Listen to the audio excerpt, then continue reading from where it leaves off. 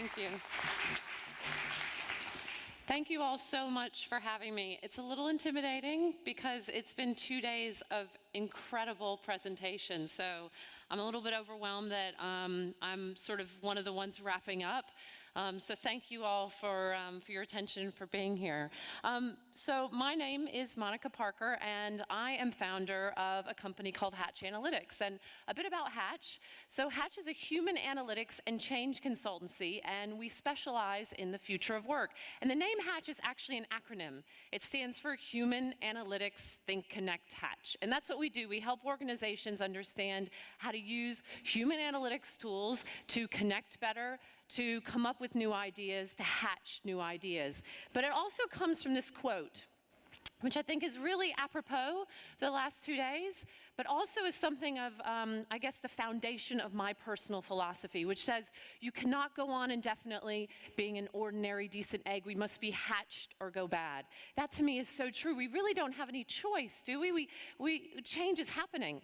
We can either hatch or go bad, and I see it as a positive. I see it as an opportunity for us to hatch, for something new and innovative to come out of all these changes. So a bit about myself. I've come to consultancy and running Hatch by a slightly dog-legged route, we'll say. I did study design in undergrad, and I went on to get my degree in social science in grad school. But for a while, I was a homicide investigator for the Department of Justice, and I worked with men and women on Florida's death row trying to exonerate them. So I did not wear a catsuit and carry a gun, unfortunately. That's one of my great losses in life. But I did learn the intense and sometimes very negative intersection that space has on people's mental health, on their well-being, and their behavior. And also how communities can impact how we behave and sometimes even impact our eventual freedom.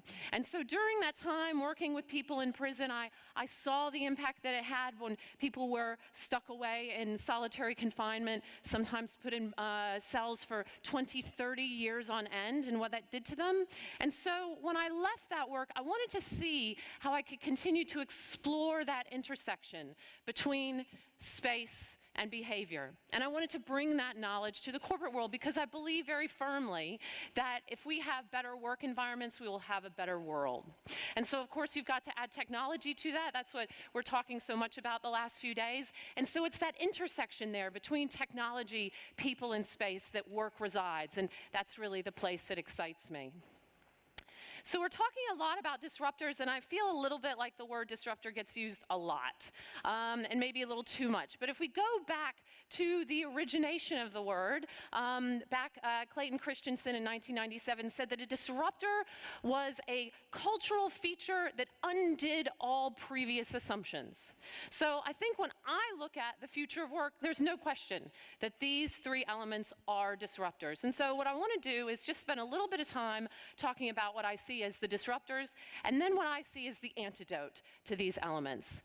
So the first is automation. We've talked a lot about that. I get asked frequently, Monica, are robots going to take my job? The answer is yes. Yes, they are. I'm sorry to disabuse you of that, but here's the thing. You're not going to believe me anyway.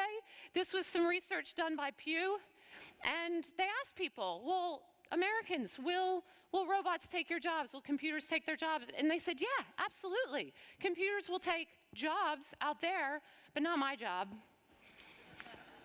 Yeah, so we can see where this is going, right? But in fact, they will, but that's okay. So this is a statistic that I think is pretty impactful, and hopefully you feel it as much as I did, that 70% of young people entering their first job in the OECD will lose that job to automation in the next decade. So what does that mean for them? What does it mean for the skills that they need to be learning to be able to manage that kind of change? The next is globalization, and I know that globalization for a lot of people is a dirty word. Globalization, the backlash to it has created some very, we'll say, dubious electoral decisions in the US and the UK that I question. There's been a few close scrapes as well in Europe. And that's a struggle because the backlash is creating more challenges, I think, than globalization itself. When I think about globalization, I think of something beautiful. I think of this incredible picture, which was the first zinnia grown in space. And this was from astronaut Scott Kelly. I think this is incredible. This is what globalization can bring us. This image is so beautiful. That gorgeous flower and then the delicate orb of the earth behind it. When we bring teams together from across the planet, there is absolutely nothing that we can't accomplish. But what does that mean? Lest you think I'm going to spend the next 20 minutes talking about all the jobs that are going away. There are lots of jobs that we still need to fill. So we're looking in healthcare at a need for about 50 million healthcare workers globally by 2030, and yet there will be a shortfall of 18 million. Already in the UK, because the backlash to globalization is stricter visa laws, they're already experiencing this shortfall right now. They do not have enough healthcare workers to fill their roles. Now, this is a role that certainly will not be taken by robots because people will still want that human touch. Then the next is the portfolio world. Some people call this portfolio work or the gig economy. I call it the portfolio world because it's not just work. And I'm dating myself. I put Tetris here because when I think of this, I think of all of these moving pieces that are like falling down very quickly and they all have to connect into each other just right and in order for it to not all fall down. But it's not just work, right? We're not just doing the slashy economy. We've got space as a service that we can have at any time. We have transportation. We've even got pets. Have you seen this? Borrow my doggy. We can now have portfolio pets. So it's fundamentally changing the way we approach just about everything that we interact with. So this is another startling statistic to me, that a child today will have 17 jobs in 5 industries. Let that marinate for a minute. 5 industries. This isn't just no more job for life. This isn't even a career. How do you plan for that? How do you create even a career path? There's a group called the Foundation for Young Australians, and they're doing some really interesting work around what's called skills clustering. So rather than you training to be a doctor, you train to look at a particular skills cluster so that you can juggle between different jobs as you're forced to, as certain elements are automated and then other things you're just following your passion. But even with skills clustering, I think we are still looking down the barrel of a huge skills gap. And it's probably not the skills gap that you're thinking. I know there's a lot of talk about everybody needs to know how to code today. Spirit of full disclosure, I don't know how to code. I will also date myself again to say I never learned how to program my VCR, but now my VCR programs itself for me. They're saying, in fact, that computers will code themselves, even though GE has asked that all the employees in GE, from the secretary to the CEO, needs to know how to code. I believe the skills gap is actually around the skills that make us most human. And so this is what I'm calling the future human skill set. And that's what I want to focus on for the next few minutes. So the first is unlearning. Any chance I get to reference Yoda, I will. So here you go. Yoda said we must unlearn what we have learned. And what did he mean by that exactly? What he meant is that there are certain truths we hold, that with a capital T, that we think are the meaningful truths of the world, that until we get rid of those truths, we can't actually see the next innovative truth in front of us. And what's interesting is that neuroscientists now agree with Yoda, as we knew they would. And what neuroscientists out of Harvard said is that, in fact, our brain only has so much real estate, and that if we want to learn a whole new skill set, like a language or an approach to a process, we have to, in fact, unlearn the way that we did that before in order to layer on top that new information. We can't simply lay them on top of each other. We won't see the possibilities that are around us. Anybody who's in change management or is interested in psychology of change, the grandfather of change management is a guy named Carl Lewin. And what he said is every change process is 3 stages. It's thaw, reframe, refreeze. And I love that image. It's very visual, isn't it? That you've got to let something completely thaw, reframe it, and refreeze. That takes time. But that reframing, that's the action of unlearning.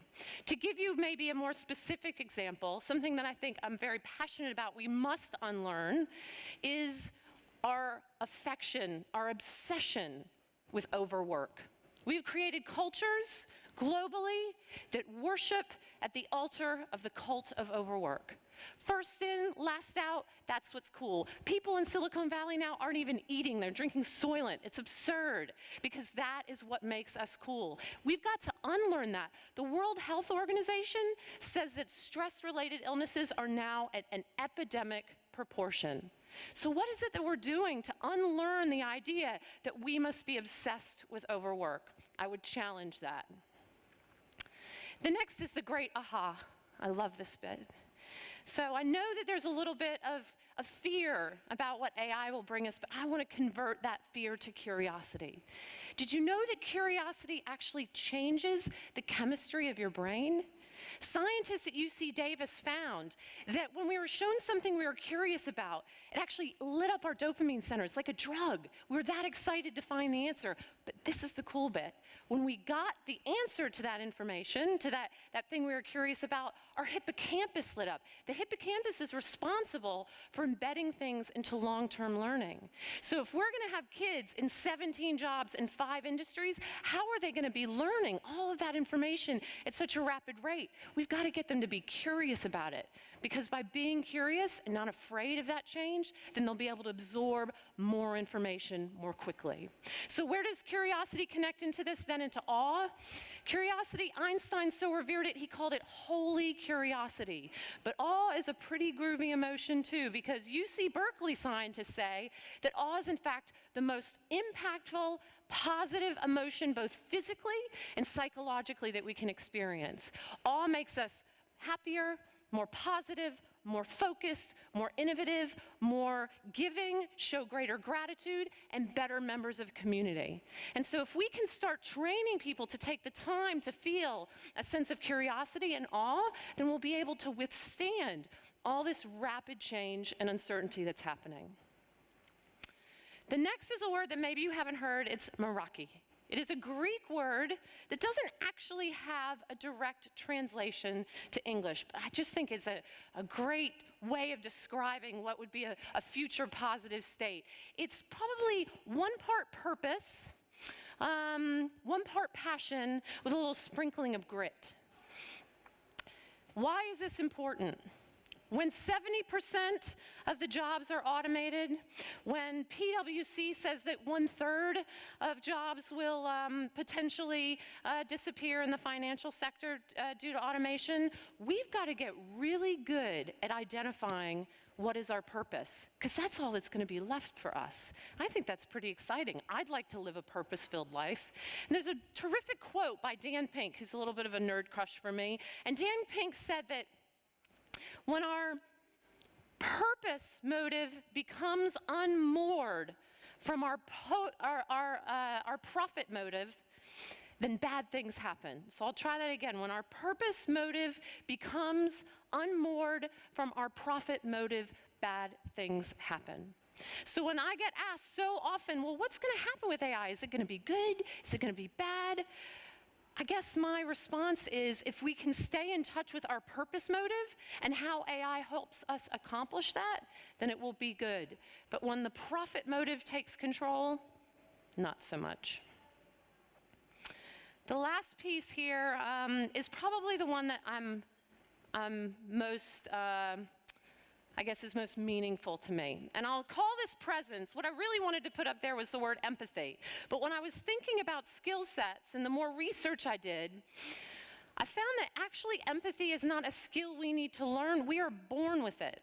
There's these nifty little parts of our brain called mirror neurons. And when we experience something with another person, those mirror neurons reflect what they feel.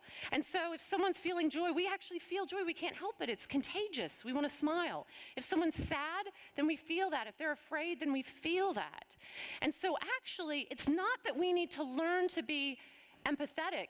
It's that we need to make sure we're able to access it and access it most effectively.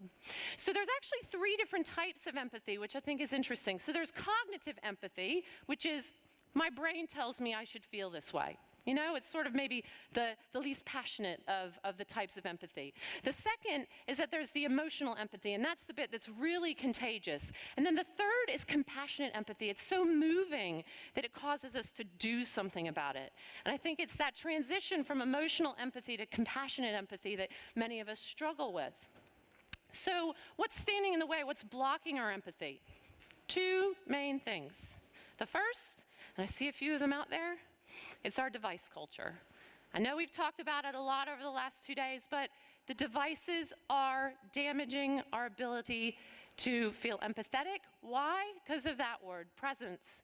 In order to feel empathy, you must be present with a person. You must actually be in that space with them to feel that experience. And when we escape in our phone, in our social network, in our own heads, thinking about what I'm going to post and what I'm going to like, that is a problem. The second, and even bigger, is the idea of psychological in-grouping and out-grouping. So I'll do a little exercise here. How many of you are right-handed? How many of you are left-handed? Okay, so you know what? I'm right-handed. Right-handed people are cool. Left-handed people, a little weird. So I have now, in that moment, created two groups. The right-handers are like, yeah, we're cool. And the left-handers are like, no, that's not true. I'm going to get together with all the other left-handers and say that we're not weird. That is as simple as it takes. That's all it takes for us to start to create an in-group and an out-group. There was a fascinating study done by neuroscientist David Eagleman, and what he did is he hooked people up to brain scans, and he showed them pictures of a hand being stabbed with a needle. Ooh. You would expect that that would make people's pain centers spike, right? There was an empathy to that pain. Here's the scary bit. He then laid over the top of the hand just written words. The words would say Christian, or Muslim, or atheist. Now, when he stabbed the hand with the needle, their pain centers didn't respond if that hand was in a group that they identified as an out-group. Our brains are hardwired to try to find places that we are safe and to develop these in-groups and out-groups. And that is a dangerous element of empathy. And it's something we're really going to need moving forward if we're to tackle the world's problems. So take it from somebody far smarter than me, Stephen Hawking. So Stephen Hawking was asked, along with Elon Musk and others, well, what is AI going to do? And admittedly, he did say that AI was potentially going to destroy humanity, but we'll leave that to the side. I prefer this bit. But what he said that he hoped was that because humans created AI, then in fact AI could become the greatest magnifier possible, and that it could become the greatest magnifier ever to human intentions. And when asked what intention, what quality would he most want to amplify, and he said empathy. So I want to leave you with a little call to action. This is something I usually do, but this can be a little different because usually my call to action is to go out and do something. But I'm going to ask you to do something in here. So I'm going to ask you, if you have a phone in your hand, to put it down. Maybe even put it down on the floor. Or don't be touching it. Don't be cradling it. And then just to close your eyes just for 1 second and to imagine yourself in this room as just this one point of human energy. And then to imagine 7.6 billion points of human energy out in the world. You can almost just feel them pulsing around us. That is your in-group. Open your eyes and just ask. I will ask you for the next week to just do that once a day. To imagine that you are part of a community of 7.6 billion people who all want the same thing. So thank you guys very, very much for your attention. It's been a joy.